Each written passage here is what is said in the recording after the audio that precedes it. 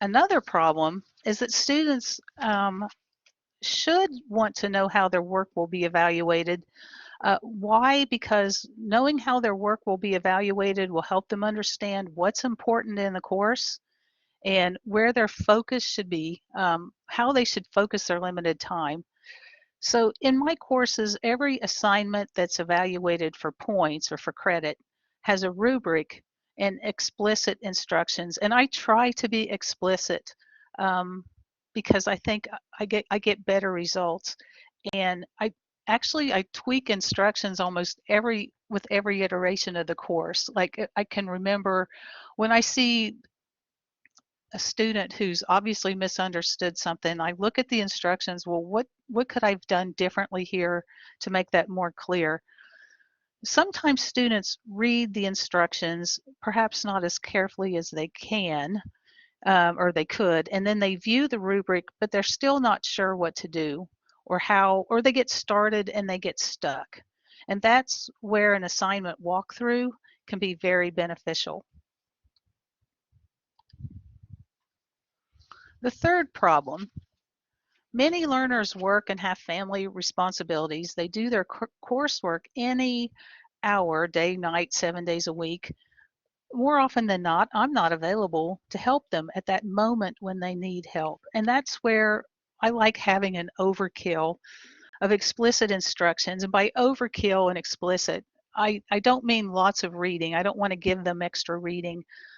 So I just try to be as concise as I can.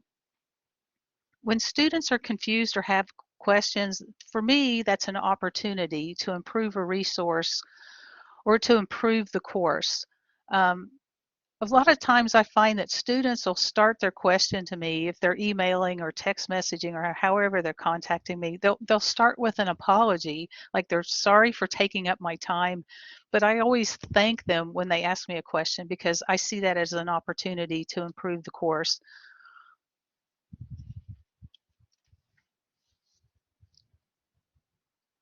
So in my courses,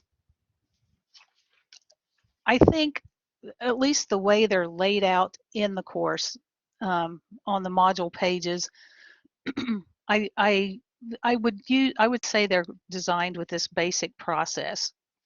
I have the student read, or I should say I invite the student to read. I give them something that allows them to practice or apply what they're trying to learn. And then we have an assessment, because I need to know, did they really learn that or not? And in my technology courses, we rely heavily on MyLab IT, or the Cengage SAM, where SAM is an acronym for Skills Assessment Manager. And I use both of those, mostly MyLab, but it just depends on the course. And I think there's benefits to using a platform like this. For one, the assignments and the assessments are already created for me and they're ready to go. That's a great convenience for me. And there's a good variety of hands-on activities that promote critical thinking and improve skill. But the main benefits are that students get immediate feedback on their submissions, and I think that's probably the greatest benefit of all. They don't have to wait on me to look at their work to know if they did it correctly. And then the platform promotes academic honesty, because I find that when I create a project and give them a project, there's paper sharing. They share their work, and using a platform promotes academic honesty. So in a nutshell, we have the 3-step process here: read, or I invite them to read, and even if they're not going to read, I acknowledge, I know you're probably not going to read this, but at least flip through the pages, look at the pictures, try to get familiar with some of the terminology that's going to be used in your practice and assessment work. And then they're going to do practice activities, and that will either be a training simulation, and a training simulation provides hands-on experience with the application. It might be drills. In another class, it's like simulated. It's the application, like a Microsoft Word, simulation, but there's drills that they complete. If the assessment's going to be a project, the student will have a project to practice with that's very similar to the assessment project. And I provide a video that where I do that entire project and explain what I'm doing and give them any tips to make this easier or how to be successful with doing this project. Students have unlimited attempts to work through simulations and practice projects. And then in the other class where we have drills, we have a set of practice drills that are very similar to the assigned drills or the assessment drills. And I give them a video for those where I walk through the practice drills and show the students how to do those. For the assessment, when the assessment is a project, they get two, I give them, they get 2 or 3 attempts. It just depends on the project. I like to do that because it gives them opportunity for iterative and better learning. They can view their feedback report to see where they missed points, review their learning resources, make corrections to their project file to resubmit for a higher score. Their highest score will count. Now I've said all this, but how it really works in the class, it's more like this cycle. Because students have multiple attempts on the assessment project or on the assessment drill, the assessment drills, I think they get 3 attempts. The assessment projects, most of them, they have 3 attempts. Typically, when a student asks me for help, they've already made 1 attempt, at least 1 attempt. Sometimes they've made 2, and sometimes they've used all their attempts up and they're frustrated and they just didn't get it. Then they ask for help, which I'm grateful for. So why is this a good thing? Because the students are less likely to give up and just move on when they have multiple attempts. Some students enjoy the challenge of attaining a perfect score. And I find this a lot of times, especially in my lab IT, they've got 99.5% and they'll ask for another attempt because they just want to get that other 0.5%. I'm just delighted when that happens, and sure, I'll give you another attempt. They've already got an A, you know, what difference does it make? It's just gonna, you know, they're just gonna troubleshoot a little bit more. Students tell me that having multiple attempts makes the class less stressful for them. That's a bonus. Repetition increases familiarity with the application. They have opportunity to learn from their mistakes, and their problem solving forces them to practice critical thinking. And the improvement in their score increases their confidence with using the application. So there's a lot of benefits to giving them student multiple attempts. So in this next slide, I just want to give you a better idea. You may already be familiar with MyLab IT. This is a training simulation for a typical training simulation for an Excel, learning Excel. And so on the left side, we have a simulated Excel application open with data in a worksheet. And then the right side over here, this is the control panel for the simulation. So you can see here what's in bold. This is the task that the student is working on at this moment. This particular simulation has 17 questions. Each one of these sets of tasks is a question. When they get this part complete and done correctly, this becomes bold. This second part, select the classification field, and they'll be on the second task. Now, this shows that they have 5 attempts remaining. In reality, they have unlimited attempts to do every question on here, get 100% on the entire assignment. But what happens is if they try to do this particular task and they get it wrong, this attempt will come down to 4, 3, 2, 1, depending on how many times they do it wrong. And when they run out of attempts, they get a learning aid, and they sit through a learning aid, and then the counter starts over. Now, if anytime they get totally frustrated and I'm just never going to get this, they can advance by clicking here and just go to the next question and then come back to this one if they want to. Um, I find these training simulations are just an excellent way for students to learn on their own and learn to use these applications. If at any time they just say, you know what, I don't know what I'm doing, I need some help, they can click on the learning aid to get help. So even if the question pops up immediately, right from the get-go, and they say, I have no idea how to begin, they can get a learning aid right here. And they have 3 choices here. They can do read instructions. And so what that does, it'll pop open the section of the book, the ebook, where this skill or this feature is covered. They can read about this and learn more that way if they want to read. They can watch a video. That's another choice that they have. And the videos are usually very short, like a minute long, and it just shows that task being performed in the application. And then the best one, the practice, that's the one that I prefer. That's why I call it the best one. The student will get on-screen hints, and there's also audio with that if they have the sound turned on, where the person will say, click here, and they'll get something on the screen that shows them where to click, like click here, type this, to walk them through the step. And then once the learning aid ends, they have to do that step or that task without help to advance through the simulation. They can repeat learning aids as many times as they need. And all the skills that are covered, or all the features that are covered in the training simulation, are would be used in the projects that are assigned. So there's nothing in the project that they haven't practiced in a training simulation. Most students tell me that they really like these simulations.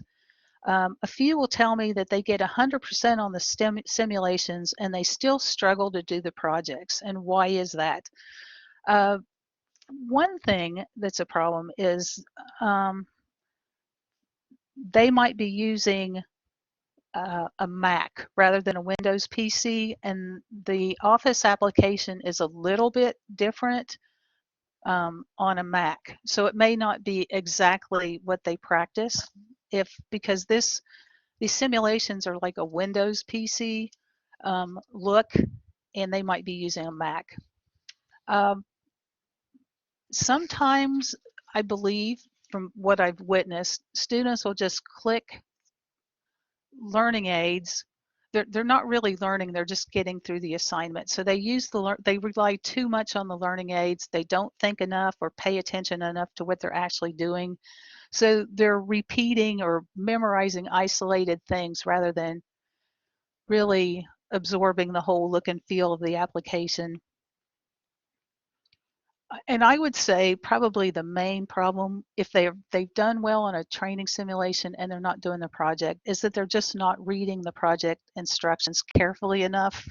And I know in my own case, when I'm working through projects or helping students, sometimes I'll skip over a step, or I'll skip part of the task within a step, and that'll cause me to not do as well on the project.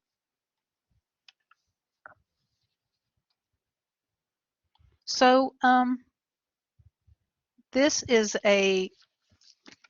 like an excerpt from a course where it's text copied from my OST 240, my Advanced Microsoft Applications course. Students are invited to download and work through a sample project that is very similar, and I point that out to them. It's very similar to the assigned project, and it really is very similar. I give them so they can download and work through a project, or they can use this video that I created to help them work through that practice project. Now, what I find is that students, there's not too a lot of students will download the files so I believe I say a lot, maybe 50% will actually work through at least part of the practice project. A lot of students do use these videos though to help them with the actual project. And so I give them these bookmarks into the video, so that's just a shortcut for them, so they don't have to like search through the entire video to find the step that they're stuck on. Let's see.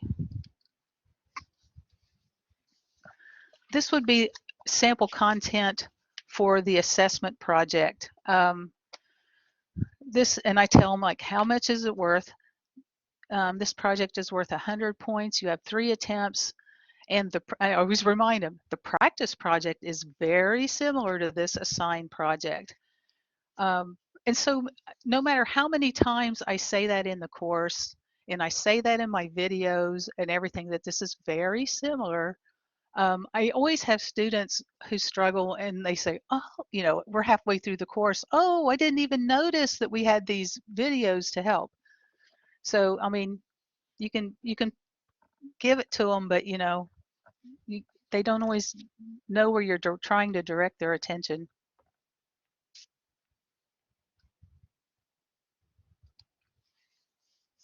So here's a comparison. Here's a starter file for a practice project versus an assessment project. And you can see here the report headings are in the top 2 rows. The labels, there's labels for statistical information in rows 4 through 11. There's detailed data starting in row 13, and the columns, the data in the columns are very similar, but on the practice project, they're doing like an inventory worksheet for a bakery, and for the assessment, they're doing an inventory worksheet for a plant nursery. So it's very similar. It's not identical, but it's very similar. And then if we look at the instructions for the project, you can see how similar. Now, I wanted to bring your attention to this. These projects, the rubric is actually embedded in the instructions for the assignment. And so you have like, what's the step? What are you supposed to do? And how many points is this worth?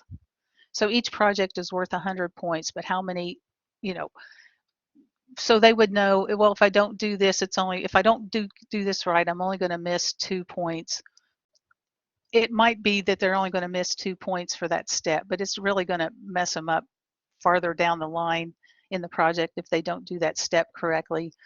But you can see here, like for example, in step 2, they're going to insert 2 columns and use flash fill to populate those columns and then delete column B. And we're going to do the same thing in step 2 in both of these projects. In step 3, you're going to cut column D and move it to another column. In step 4, you're going to enter a sum function and apply a style to it. And these similarities flow through the project. So that's why those videos are very helpful.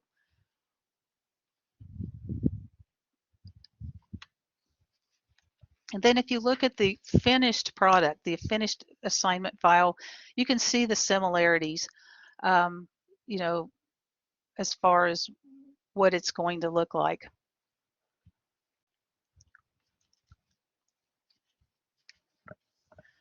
In another example, and this would be for another class, in my OST 110 class, it's a document formatting class.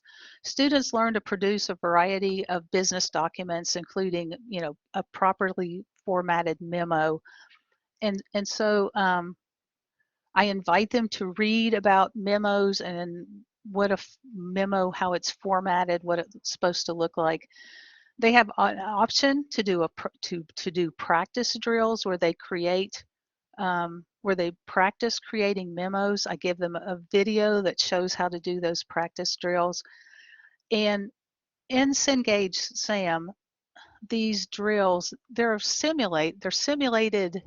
I would say they're similar to a simulation in that they get an image of Word and they're working in Word, but they're really not as friendly as MyLab because there's no learning aids built into them. And so that's why my videos are especially important, because they don't really have any other way to get help. If a student gets stuck, they can skip ahead or they can ask me for help or they can watch the video. They have another review of the expected format for a memo before they do a final assessment. The assessment, they have one attempt to produce a memo based on a scenario. And I provide that rubric for that in line. And also, I would say my rubric kind of counts as a checklist. If they can look at the rubric, they can tell, well, did I do this or not? Now I added, they do practice drills and then they do a set of assigned drills, which are worth points. But I added this second assessment a few semesters ago. It was I was curious. I wanted to know if students were really learning to create a memo by doing the drills. Plus, I just wanted to give them opportunity to use the word application without being told where to position a cursor and what to type. And what I learned from this was that no, completing the assessment drills with 100% accuracy did not mean that a student could actually produce a high quality memo. And why? I think it's because they don't read the book or they're not getting what really matters from the book. They do the drills just to get through the drills. And that was kind of the same in the MyLab simulations. They do the drills to get through them and not really to understand what they're accomplishing in the drill.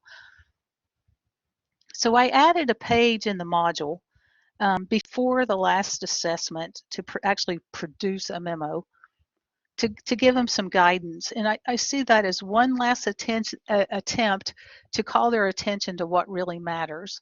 So I tell them what's a memo. I show them an image from the ebook. Here's what the authors tell you a memo should look like. I give them a screenshot of a memo in Word with the show hide turned on so they can see all the formatting marks. And then I give them a short video of me. It's like I don't know, 4.5 minute video of me typing a short memo and explaining what I'm doing. And after adding that page before the assessment, the scores were somewhat better. Not greatly better, but somewhat better. And so this is like a screenshot of the assignment they actually have to do. And it may seem redundant to you that I've said, here's a Word, this is called Word Project, create a memo in Microsoft Word. A couple more times in here, like right here, your assignment must be a Microsoft Word document. And I think there's another place where I do that. I refer to Word document 4 times. And even though that's here, um, I'll have a few students who will submit a PDF or a Pages file. And, it's just, I guess they just don't read or they just use the technology they have available and hope it will count. But when they submit the wrong kind, I will let them resubmit. I just say, hey, you have to do this in Word per the instructions. And this is the rubric that I give them for the memo project. And again, I've got the rubric, so I can grade with the rubric, but I also put it in line with the assignment text so that they can see it, so they don't have to click to see the rubric. And my hope is that they can kind of use this as a check sheet. So before they submit, they'll take a look at this rubric and maybe proofread their work. So basically, in a nutshell, the headings are worth 20 points. The content, if they give me what the memo is supposed to say, that's worth 10 points. And then quality, I'm looking at capitalization, punctuation, spelling, word usage, that's 15 points. And then they have to put their initials in lowercase at the bottom. And I make a point of that lowercase, because before I said lowercase initials, even though all the images show lowercase initials, some of them would write their name in all caps, just I get all kinds of things. So I try to make it concise. You can use this same idea on discussion boards. I can give them a walkthrough or examples in the rubrics. So in this discussion boards in my courses, I have a or in my courses, I have a page in the course information module that I call tips for using discussion boards.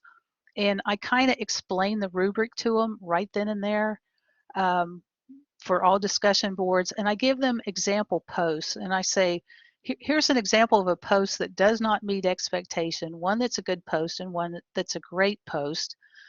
And having this page within my course is very handy so that when students um, submit posts that aren't that you know that aren't substantive, I can refer them back to this page in the course and say, hey, review this page and you'll get some ideas for how to do better the next time.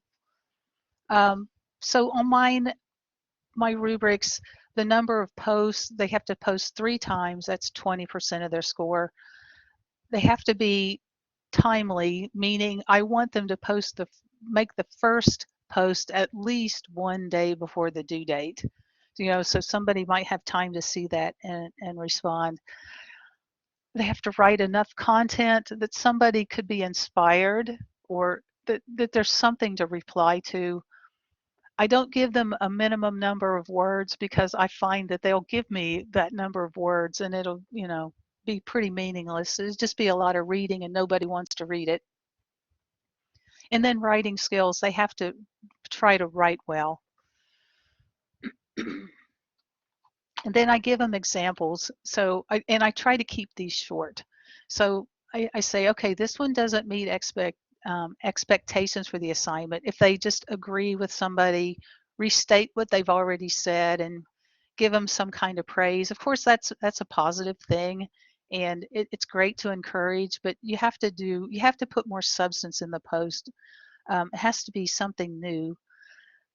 And then I give them an example. Okay, here's a post that adds more detail and it's based on evidence. So in this post, they kind of restate, oh, it makes them work harder. Well, why? So according, they've found a source to give a reason why people would work harder in a team. And I tell them, hey, okay, this is better because they've added a new idea or it can be a contrasting idea, but they've added something new to this discussion. And then I say, and this would be the best of all. You could write like a scholar and actually cite your source in your post. And I give them an example of that.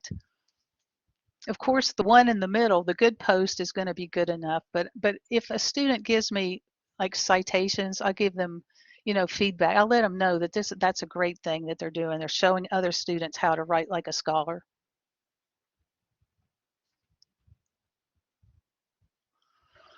Okay, let's see. So in every discussion board, um, I reiterate the expectation for the with the discussion prompt. Of course, I have the rubric that they could click on and look at in the assignment, but I like to put it in line with the assignment, and I just copy this at the bottom of every discussion board.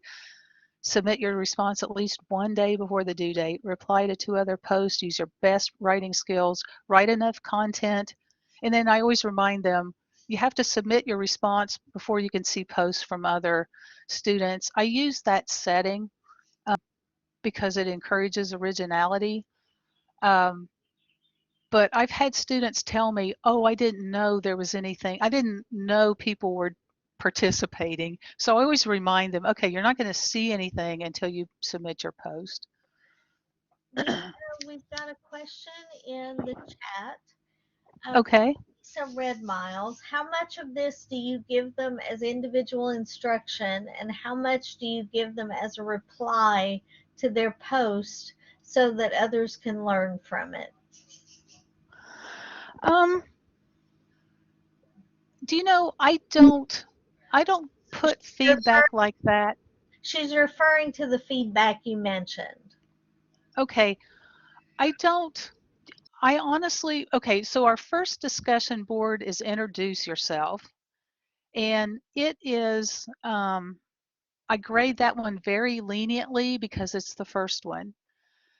And so I don't really put any kind of negative, or I would say critical feedback. I wouldn't even call it negative. I don't give any instruction kind of feedback in a reply post, but I do give them detailed feedback to the assignment. So if I tell them, okay, I try to tell them, okay, here's why you didn't get all the points on this post. It's because you restated the other post. Blackboard Ultra makes that really easy because you can see the posts that they're replying to when you're grading the assignment. Um, but but to answer Lisa's question, I would say I don't really put it in a post. If I Actually, if it's a very good post, where they've cited a source, I'll say, "What an awesome job you did. You cited your source." I'll say something positive like that. But if it's, you didn't write enough here, or you've just restated another post, I would never put something like that in a reply post.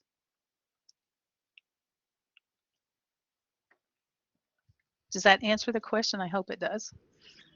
I think so. Okay, great. Um, and so the key points I think for my presentation uh, is that I try to provide visual examples of what I'm expecting on an assignment or assessment. Visual example and video if possible, because I think some people learn better by being shown in detail. I try to provide resources in the class. So I have frequently asked questions. Those are usually in the course information module. And then always have I have a question discussion board. I didn't actually put that in here, but I have a question discussion board. Some classes and some semesters that's used extensively, and students will post their questions there. This particular semester, I've got 8 classes and I've not had a single student post anything in that discussion board, which is kind of strange, but it's how it is so far. And then I like to give students freedom to make mistakes and learn from their mistakes. And I think that's especially important in a technology class. Um, we can give them space and guidance to make that learning cycle take place where they can have iterations of learning. And that is really all the slides I have. If anybody has any questions, here I am. I'd be happy to answer them.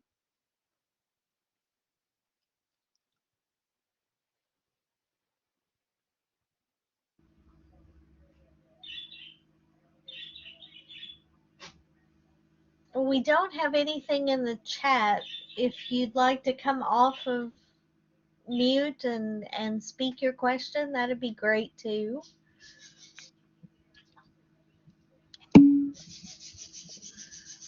We've got some thank yous in the chat.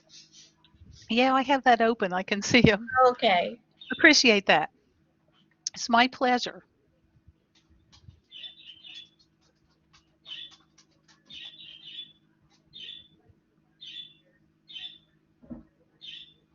Well, if nobody has any questions, then I want to announce that Lisa Red Miles has won the Random Attendance Award for this session.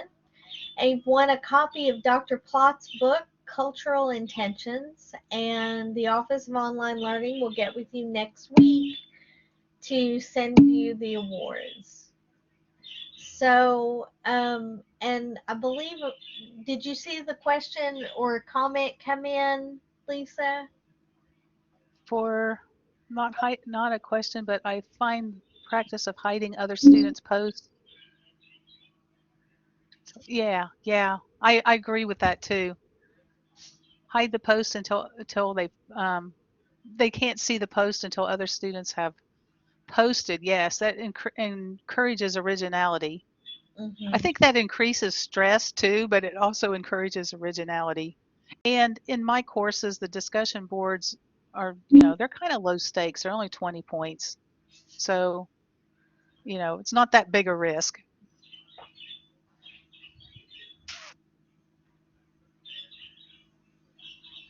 Okay, Okay, so if we don't have any more questions or comments, I just want to remind everyone that you need to go back to the course site to choose your next session, even if your session happens to be in the same room. It's because the recording has to be turned off and then turned on again. So yeah, that was all I have, and you did a great job, Lisa. Well, thank you, Elizabeth, and thank you for moderating for me. I appreciate it. No problem. All right, well, I'm going to drop off here and get back to my meeting. Thank you.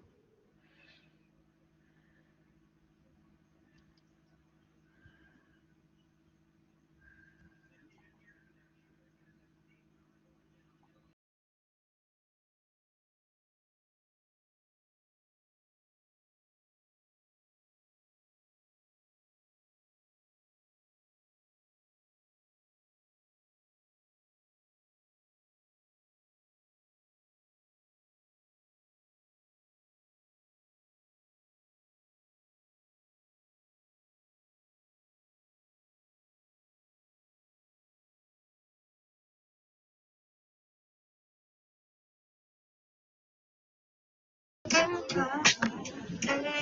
Melissa.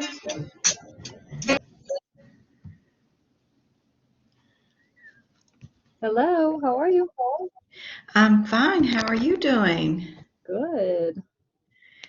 All right. I have got to, will this let me go ahead and share my screen, or do you have to take yours off before I put mine on?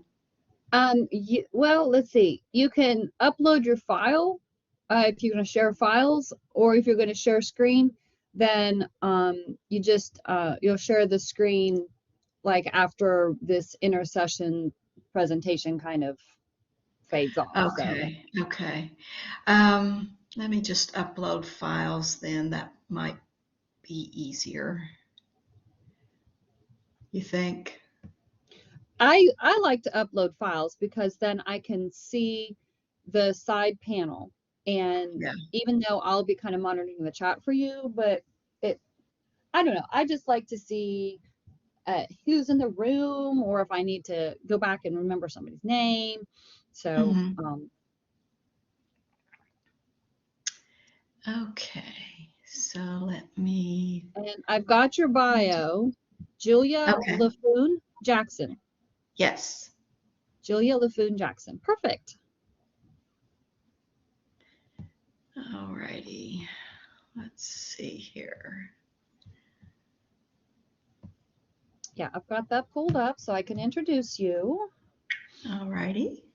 And in your presentation, do you kind of go straight through? Do you stop in between for question and answer? How do you want to run this? I'm going to stop in between and ask you if there's any questions in the chat. Okay, sounds good. Yeah. Okay. There's my slides.